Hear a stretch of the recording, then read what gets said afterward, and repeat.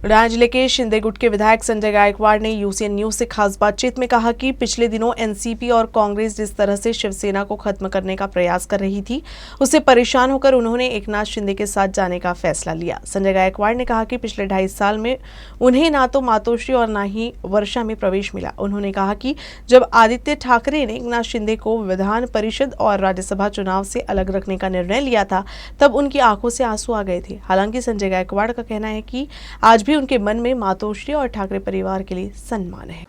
महाविकास आघाडीवर विविध प्रकारचे ठपके ठेवीत एकनाथ शिंदे यांच्या गटाने मागील आठवड्यामध्ये सत्ता उलटून टाकली।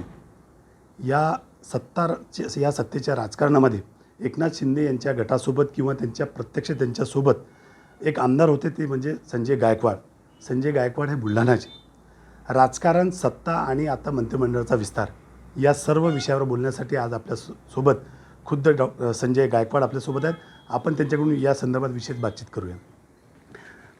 आमदार साहेब नमस्कार, यूसीएनमध्ये आपलं स्वागत आहे। नमस्कार नमस्कार, जय महाराष्ट्र। आमदार साहेब, संजय गायकवाड म्हणजे कट्टर शिवसैनिक, एक अशी पूर्ण राज्यामध्ये एक लोकांची भावना आहे आणि आपण तसे बेबाक वक्तव्य आहेत। संजय गायकवाड कट्टर शिवसैनिक ते आजची स्थिती ही कशी आली, का? आम्ही शिवसैनिक कालही होतो, आजही आहे आणि उद्याही राहणार आहे आणि आम्ही शिवसेना सोडलेली नाही, त्याच्यामुळे आम्ही शिवसैनिक नाही असा समज आपण कृपया करून घेऊ नका। आणि ती जी काही स्थिती निर्माण झाली, आता सर्व महाराष्ट्र सगळं पाहतोय। पूर्ण मी एकटाच नाही तर आज 40 आमदार माझ्यापेक्षा 5-5 टर्न निवडून आलेले, मंत्री राहिलेले, बाळासाहेबांसोबत काम केलेले आम्ही देखील। आज सगळ्या लोकांना ही वेळ एवढंच करता आली की गेल्या 2.5 वर्षापासून राज्यामध्ये जे आपलं सरकार आलं, या सरकारमध्ये 2 वर्ष करोनामध्ये गेली, नंतर आमच्या उद्धव साहेबांचं आजारपण आलं। त्या आजारपणाच्या काळामध्ये शिवसेनेचं काम सगळं म्हणजे ठप्प राहिलं। दुसरीकडे काँग्रेस आणि राष्ट्रवादीची कामं वेगाने सुरू होती। 84 वर्षाचे सन्मानित पवारसाहेब पायाला भिंगरा लावल्यागत राज्यात फिरत होते, जयंतराव फिरत होते, अजितदादा फिरत आहेत, सुप्रिया ते फिरून राहिल्या होत्या। काँग्रेसची मोठ्या प्रमाणात बांधणी चालू होती आणि दरम्यानच्या निवडणुकीमध्ये शिवसेनेचा संपर्क कमी पडल्यामुळे राज्यामध्ये पक्ष 4 नंबरवर गेला। आणि राष्ट्रवादीने ज्या पद्धतीने, जसा गुलाबराव गावडेच्या मतदारसंघामध्ये राष्ट्रवादीने सभा घेतली आणि सांगितलं इथला पुढचा आमचा राष्ट्रवादीचा राहणार, म्हणजे शिवसेनेचा मंत्री आमचा पाडणार। माझ्या मतदारसंघामध्ये त्यांनी सर्वे केला, या ठिकाणी त्यांची माणसं आली की इथे आमचा पुढचा राष्ट्रवादी आमदार कसा होईल हे मला देखील विचार आलं की आपण आमच्याकडे येऊ शकतात का। म्हणजे आघाडीसोबत राहून या ठिकाणी शिवसेना संपवण्याचा घाट राज्यभर जो चालला होता, त्यातल्या त्यात 2.5 वर्षामध्ये आम्हाला स्वतःच्या कामाकरता कधीही मातोश्रीवर प्रवेश मिळाला नाही, कधी आम्हाला वर्षावर प्रवेश मिळाला नाही। पक्ष आदेशाने ज्यावेळेस आम्हाला बोलवलं असेल तेवढंच ते काही एकत्रितपणे चर्चा झाली, पण इंडिव्हिज्युअल अनेक महत्त्वाच्या विषयाच्या कामाचे पत्र देऊन देखील आम्हाला कामं होत नव्हती। काँग्रेस राष्ट्रवादीच्या नेत्यांकडे तर जायचा विषय ते डायरेक्ट आम्हाला सांगायचे, तुमचा मुख्यमंत्री तिकडे जा, ही भाषा आमच्यासोबत होती। आणि दुर्दैवाने सीएम साहेबांची आमची भेट होत नव्हती। आम्ही सगळे आमच्या व्यथा एकनाथ शिंदे साहेबांकडे मांडायचो आणि एकनाथ शिंदे साहेब या काँग्रेस राष्ट्रवादीच्या मंत्र्यांशी भांडून आमची काही कामाची ती लाईन लावून द्यायचा ते प्रयत्न करायचे। आणि हे 1.5-2 वर्षापासून हे सगळं सुरू होतं आणि म्हणून अचानकपणे आम्ही विधान परिषदेला प्रामाणिकपणे मतदान केलं, आम्ही राज्यसभेला प्रामाणिक मतदान केलं आणि या एकीकडे आमदारांना सांभाळणारे सन्माननीय एकनाथ शिंदे साहेब यांना आम्ही जी वागणूक त्या ठिकाणी विधानभवनामध्ये पाहिली की आजच्या पोरांनी त्यांना अगदी या दोन्ही निवडणुकीच्या प्रक्रियेपासून बाहेर ठेवलं। आम्ही एकनाथ शिंदेना त्या ठिकाणी डोळ्यातून आम्ही रडताना पाहिलं आणि ही सगळी घटना केल्यावर ज्यावेळेला त्यांना ते सगळं अनावर झालं की त्यांनाही सुचत नव्हतं काय झालं म्हणून। आणि आम्हाला जेव्हा त्यांचा एक फक्त 2 शब्द निरोप आला की मी पुढे थांबले, तुम्ही तिकडे पोहोचा, आम्ही काही कोणाही विचार केला नाही। 30-35 आमदार आहे त्या कपड्यावर, आम्ही कुठली लालसा नाही, पद नाही, काय नाही, काही चर्चा नाही, डायरेक्ट आम्ही त्यांच्या मागे ते पुढे आणि त्यांनी सरळ आम्हाला गुजरातला त्या ठिकाणी नेलं आणि अक्षरशः रात्रभर त्यांना आम्ही रडताना पाहिलं। एक 40 वर्षाचा सैनिक आनंद दिघेसोबत ज्यांनी काम केलं, बाळासोबत ज्यांनी काम केलं, जो अख्ख्या राज्यातल्या आमदारांना सांभाळायचा प्रयत्न करून आला सेनेच्या, तोच आम्ही त्यांना ढसढसा रडताना पाहिलं। आणि म्हणून सगळ्यांना असं वाटलं की हा खूप मोठा राष्ट्रवादी आणि काँग्रेसचा अत्याचार आपल्यावर झालेला आहे। आणि मग सगळ्यांनी त्या ठिकाणी भूमिका घेतली की आपण राष्ट्रवादी काँग्रेस आणि काँग्रेसला सोडा, नाही तर आम्ही आता बाहेर आलेलो आहे आणि जोपर्यंत आपला निर्णय होत नाही आम्ही माघारी येणार नाही, ही भूमिका त्या ठिकाणी गुजरातला घेण्यात आली। तदनंतर पक्षाचे काही लोक आले चर्चेसाठी, चर्चेसाठी काही लोक आले की खरं तर असं असते की बघा, एखादा कार्यकर्ता जर आमच्यापासून लांब गेला तर आम्हाला रात्रभर झोप येत नाही. एक नगरसेवक जर तुटला तर आम्हाला त्या ठिकाणी आम्ही अस्वस्थ होतो. पण 40 नाही 50 आमदार एक एक करून चालले, मंत्री चालले, तरी देखील त्याची दखल घ्यायला कोणी तयार नाही, त्याची मनधरणी करायला कोणी तयार नाही, त्यांचं काय दुःख आहे, काय वेदना हे ऐकून घ्यायला तयार नाही. जसे ते लगो गेले तसेच सकाळपासून स्टेटमेंट सुरू झाले, यांना आम्ही पक्षातून हकालपट्टी करणार, आमच्या हे गेले म्हणजे नालेसफाई झाली, हे गेले म्हणजे यांच्या डेड बॉड्या येतील, हे गेले म्हणजे डुकरं गेले, घाण गेले.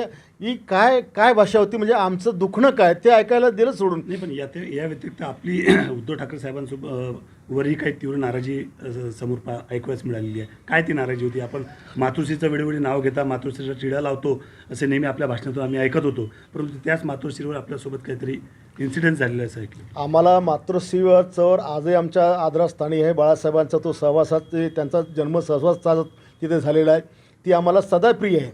परंतु आम्हाला 2.5 वर्षात त्या ठिकाणी आमच्याकरता त्या मातोश्रीवर प्रवेश मिळाला नाही, हे त्रिवार सत्य आहे. आम्हाला वर्षावर प्रवेश मिळाला नाही, हेही त्रिवार सत्य आहे. त्याच्यामुळे उद्धवसाहेब मनाने खूप चांगले आहेत, पण आम्हाला मात्र प्रवेश मिळाला नाही. आता याच्यामध्ये एकनाथ शिंदे साहेबांनी सगळ्यांनी सांगितलं की साहेबांची बाजूची जी चौकडी आहे, ही चौकडी सगळी साहेबांना घेरून ठेवत होती आणि काँग्रेस राष्ट्रवादींच्या बेड्या त्यांना त्या हिच्यातून बाहेर पडून आमचं दुःख पाहू देत नव्हत्या किंवा त्यांना सुचू देत नव्हत्या. एवढंच आमच्या त्या ठिकाणचं दुःख आहे. काँग्रेसचे आमदार आहेत जालन्याचे, त्यांनी 50 खोके आमदारांना मिळाल्याचे आरोप केलेला, काय सांगाल? आता काँग्रेस राष्ट्रवादीची सत्ता गेल्यामुळे ते वैफल्यग्रस्त झाले. आमच्या पक्षाचा किंवा शिवसेनेचा मुख्यमंत्री होताना आमचा मुख्यमंत्र्याकडनं आम्ही पैसे घेऊ, आमच्या मुख्यमंत्र्याकडनं असं कुठं होत असतं का? आता यांना आरोप करा का तुम्ही शिवसेना संपवायला निघाले ते तुम्ही बोलत नाही. शिवसेनेचे जिथं उमेदवार उभे तुम्ही काँग्रेसचं राष्ट्रवादी तुम्ही तयाऱ्या करता ते तुम्ही सांगत नाही. काय बोलले अजितदादा, आमचं पुढचं टार्गेट 100 आमदारांचं आहे, शिवसेनेला पाडून. काँग्रेसचं म्हणतात आमचं 120चं टार्गेट आहे, म्हणजे तुम्ही दोघांनी 120 जागा वाटून घेतल्या. BJP म्हणते आम्ही 150च्या प्लस जाऊ. शिवसेना कुठं आहे? आमचं काय भविष्य आहे? म्हणजे तुम्ही आम्हाला संपवायला निघाले आणि आम्ही काही निर्णय घेतो तर आरोप करतो, त्याला काय अर्थ आहे? संजय राऊत साहेबांनी सर्वांची बंडखोरांचे बाप काढले, त्यावर आपण एकदम तिखट प्रतिक्रिया दिली, काय ती प्रतिक्रिया होती? हे बघा, अशा प्रकारे गुलाबराव गावंडेंची आई गुलाबराव गावंडे 6 महिन्याची असताना वारली. काय बोलले संजय राऊत? गुलाबरावच्या मायला. पुढचं मी बोलत नाही, लाज नाही वाटत त्याला संजय राऊतांना असं बोलताना? आमचे बाप काढता की एका बापाचे असेल तर वापस या. अरे आम्ही तुम्हाला मतदान केलं, तुम्हाला 42 मतं टाकले, तुम्हाला खासदार केलं, मग आम्ही जर म्हटलं की तू 12च्या पोटचं नसेल तर तू राजीनामा दे, याच्यात माझं काय चुकलं? तुम्ही जर काढसाल तर आम्ही काढणार. आमदार साहेब, आपण जेव्हा आले तेव्हा आपल्या स्वागतासाठी पूर्ण जिल्हा दिसून आला, मात्र येण्याच्या आधी काहीतरी विरोध आपला दोन्ही आमदारांचा विरोध या जिल्ह्यामध्ये शिवसैनिकाकडून पाहायला मिळाला, काय सांगा? माझ्याबद्दल कोणी शिवसैनिक विरोध केला नाही. एकमेव नरेंद्र खेडेकर बोलले आणि त्याला मी उत्तर दिलं की ते 22 वर्ष बाळासाहेब ठाकरेंना सोडून काँग्रेसमध्ये त्यांनी विष्ठा खाल्ली, त्यांनी मला निष्ठा शिकवली, हे मी उत्तर त्यांना दिलेलं आहे. कोण्या सैनिकाने आमचा विरोध केला नाही, माझा वैयक्तिक तर केलाच नाही. आणि पाहिलं असं तुम्ही राज्यात त्यावेळेला समभ्रमाची व्यवस्था होती, आम्हाला गद्दाराचा शिक्का त्या ठिकाणी गेला, बंडखोर म्हटलं गेलं, म्हणून काही सैनिक भावनेमध्ये आले. पण आता तुम्ही बघा, त्या सैनिकांना आमची स्पष्ट भूमिका कळते की बाळासाहेब ठाकरेंचा विचार इकडे आहे. सन्माननीय पक्ष, आमचे मुख्यमंत्री पक्षप्रमुखपद सोडायला तयार आहे, वर्षात सोडायला तयार आहे, त्या ठिकाणी आपलं मुख्यमंत्रीपद सोडायला तयार आहे, 50 आमदार सोडायला तयार आहे, पण राष्ट्रवादी काँग्रेस सोडायला का तयार नाही, हा आमचा सगळ्यांचा प्रश्न आहे. आणि हे सगळ्या सैनिकांना आता पटतं आहे. आमदार, माझा शेवटचा प्रश्न असा आहे, आपण आपल्या बोलण्यामध्ये सांगितलं की उद्धव ठाकरे साहेब फार चांगले माणसं आहेत, हो, ठाकरेंसोबत जाण्याचे शेवटचा काही चान्स आहेत का? आता त्यांनी काही लोकांनी म्हटलं की हे गेले, ही आमची सगळी घाण गेली, कोणी म्हणले आमची नालीसफाई झाली, कोणी म्हटलं हे वेश्या गेल्यात, हे डुकरं गेलीत, काही लोकांनी सांगितलं आता यांना परत घ्यायचंच नाही. तरी देखील शिवसेना आता मी सांगतो, महाराष्ट्रामध्ये शिवसैनिक हा बिचारा त्याला काय म्हणतो आपण, समभ्रावस्थेत येते की त्याच्या हाती कुठला झेंडा येईल. ज्या सच्च्या सैनिकांनी रक्त सांडून तडीपार होऊन घाम गळून ही शिवसेना उभी केली, वाड्या वस्तीवर गावात जाऊन संघटना उभी केली, तो सैनिक आज विचलित झाला की त्यांनी या ठिकाणी काय निर्णय घ्यावा. आणि म्हणून आमचं आजही सांगणं आहे की बाळासाहेब ठाकरेंचा विचार घेऊन पुढे घेऊन चला. आणि बोलवताना तुम्ही कोणा एका संजय गायकवाडला नका बोलू, एकनाथ शिंदेसह तुम्ही 50च्या 50 लोकांना बोलवा आणि काहीतरी चांगला निर्णय राज्यकर्ता सैनिकाकरता घ्या, हे आमचं खुलं आव्हान आहे. नक्कीच, धन्यवाद आमदार साहेब. हे होते बुलढाण्याचे आमदार संजयजी गायकवाड, ज्यांनी सांगितलं की आजही शिवसेनेच्या उद्धव ठाकरे साहेबांनी एकाला नव्हे तर सर्वांना बोलवून त्यांची मिटिंग घ्यावी अशी मागणी त्यांनी केली. त्यातूनच काहीतरी मार्ग निघेल असा आशावाद त्यांनी यावेळी व्यक्त केला. Fahim Deshmukh, UCN news, Buldhana. उधर बालापुर से शिवसेना विधायक नितिन देशमुख ने साफ किया है कि वे पहले भी उद्धव ठाकरे के साथ थे और आज भी उद्धव ठाकरे के साथ ही हैं. लोकांच्या भावना मी सांगितल्यापेक्षा ज्या दिवशी अकोल्यामध्ये उद्धव साहेबांच्या समर्थनार्थ मोर्चा निघाला आणि 10-15 हजाराच्या वर त्या मोर्चामध्ये ह्या जिल्ह्यातले शिवसैनिक नागरिक उद्धव साहेबांच्या समर्थनार्थ रस्त्यावर उतरले होते. त्याच दिवशी ह्या भावना संपूर्ण महाराष्ट्रातल्या अकोला जिल्ह्यातल्या जनतेच्या भावना त्या दिवशी संपूर्ण महाराष्ट्रातल्या जनतेला कळाल्या. निश्चितपणे ह्या जिल्ह्यातला संपूर्ण शिवसैनिक आणि संपूर्ण शिवसेनेच्या व्यतिरिक्त जे 10% लोक 90% लोक राजकारण करत नाही, परंतु ते विचार करतात की कोणता व्यक्ती चांगला आहे, कोणता पक्ष चांगला आहे, असा 90% विचाराचा हा मतदार हा संपूर्ण आज रोजी उद्धव साहेबांच्या पाठीशी खंबीरपणे या जिल्ह्यातला उभा आहे. अकोला शहर में गुरुवार की शाम भारी बारिश हुई. इसके चलते जिलाधिकारी कार्यालय परिसर में बारिश का पानी घुस गया. अकोला शहर में गुरुवार शाम को आंधी के साथ तेज बारिश हुई. इस बारिश से जिले के आपदा प्रबंधन दस्ते की पोल खुल गई. बारिश का पानी अकोला जिलाधिकारी कार्यालय में जा घुसा. निवासी उप जिलाधिकारी के कार्यालय के सामने तो मानो तालाब बन गया था. इसके अलावा उनके विभाग में भी बारिश का पानी भर गया. अगर बारिश जारी रही और इस ओर ध्यान नहीं दिया गया तो कार्यालय में दस्तावेजों को भारी नुकसान होने की संभावना से इनकार नहीं किया जा सकता. अकोला जिले के आगरगांव में बीती रात जोरदार बारिश हुई.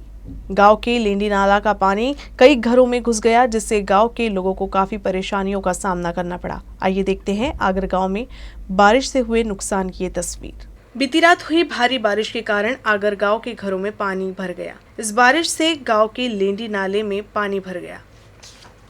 मी स्वयंपाकच करत होती तर एकदम तरंगला तो कोपर. उंडा भिजवलेला, सर्व कणकीचे डबे, गॅस पेटलेला, एकदम ओलं झालं सर्व. काहीच ना सुशी काय उचला म्हणून. काय नुकसान याच्यात आता सर्वच नुकसान झालं. धान्य वगैरे सर्वच हे झालं. कपडे लिपडे सर्व काहीच नहीं राहिलं असं हे करायला. इस बारिश ने लेंडी नाले पर बने पुल को अवरुद्ध कर दिया. ये पुल ढहने की स्थिति में है. पाणी म्हटलं रातपणापासून आमचं म्हटलं निरा हाल चालले. हाल असे की सरपंच लाटा येऊन आम्ही पाहून राहिलो पाण्यात. एवढे हाल सारे गहू ज्वारी दाणे सारे पाण्यात गेले वाहून. 2-3 बकऱ्या होत्या ती गेल्या वाहून. हां ते तर ते घराले आमचे 4 वर्ष झाले चेक येऊन पडेलात येतात करून भोगसदार करून आमच्या घरात पाणी ना. आम्ही रात्यानं मरून राहिलो घराईनं. आम्हाला काढायला कोण नाही आहे तिसा. काढायला कोणी आमच्या तोंडात पाणी नाही ना, चहा नाही रातपणापासून. आले गेले पाहून.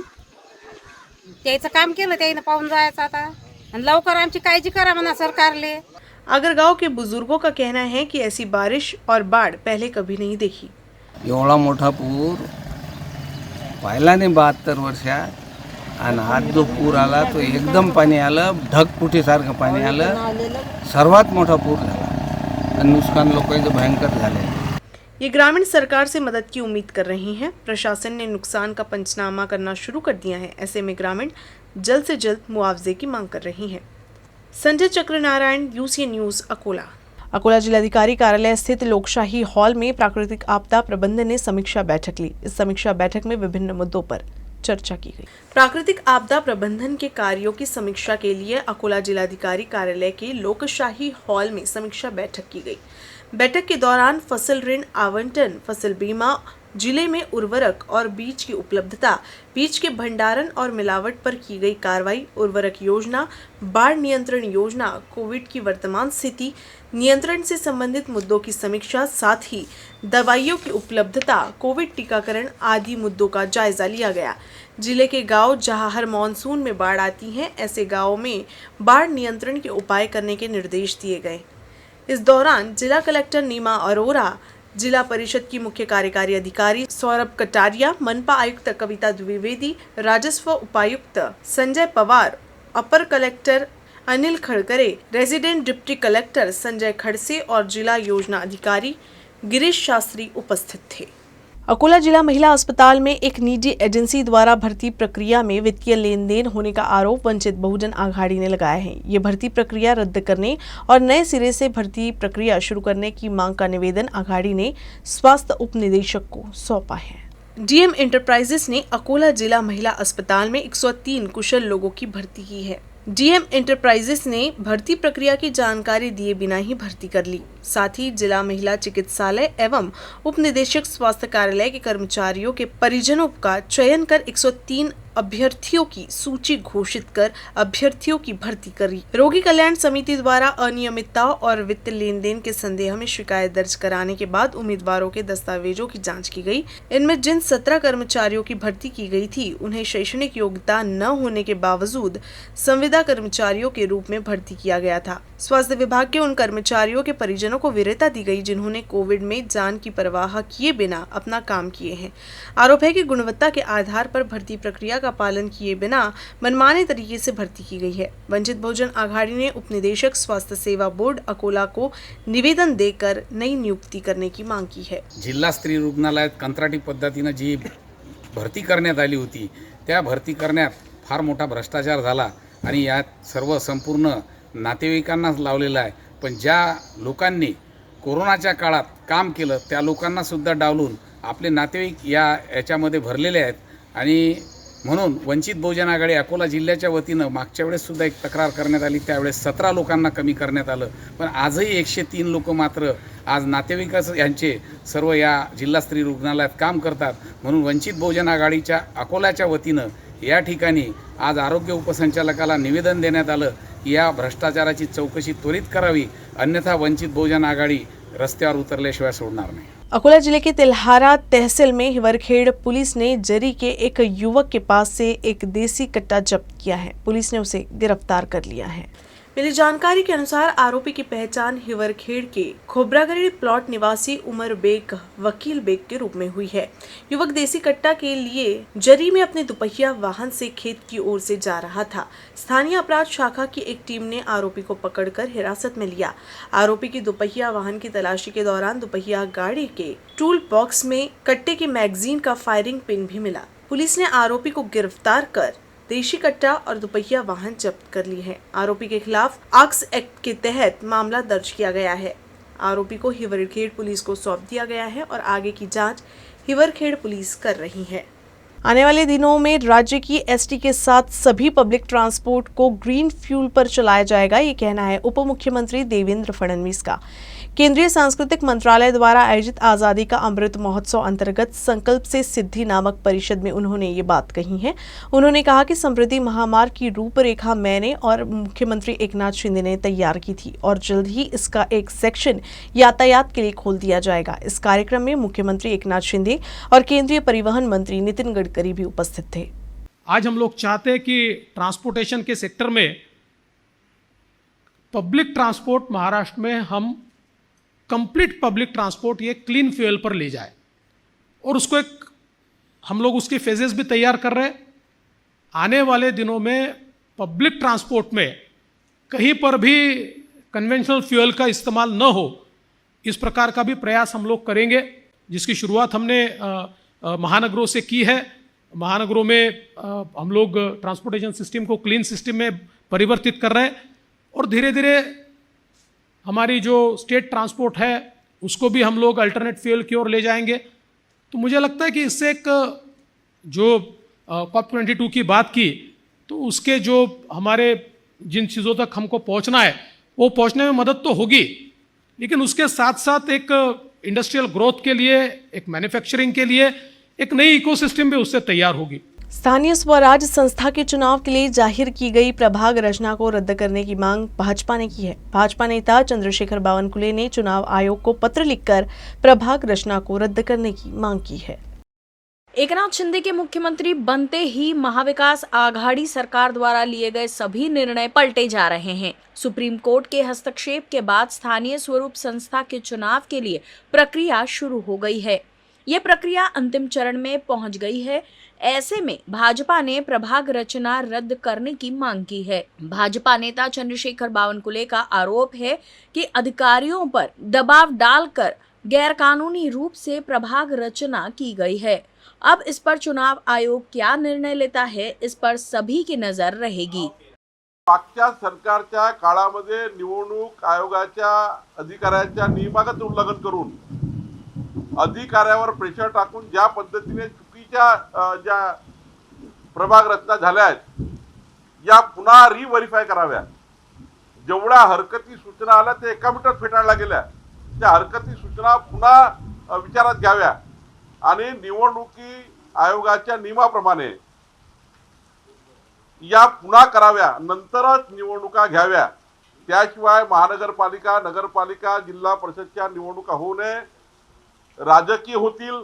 राजकीय पद्धतीने तयार केल्यामुळं महाविकास आघाडी सरकारच्या तेव्हाच्या प्रेशरमुळे तयार केल्यामुळं त्या निवडणुकीमध्ये मोठ्या प्रमाणावर निवडणूक नियमाचा भंग होईल आणि म्हणून आयोगाने तातडीनं संपूर्ण प्रभाग रचना, संपूर्ण गट गण रचना, नगरपालिका नगरपंचायत मधल्या प्रभाग रचना रद्द कराव्या अशी मागणी आज आम्ही करतो आहे आणि यातनं तातडीनं निवडणूक आयुक्त हा निर्णय घेतील असं आम्हाला वाटतं। न्यूज रूम से बस इतना ही। खबरों का सिलसिला यूं ही चलता रहेगा। अब देखते रहिएगा यूसीएन न्यूज अकोला।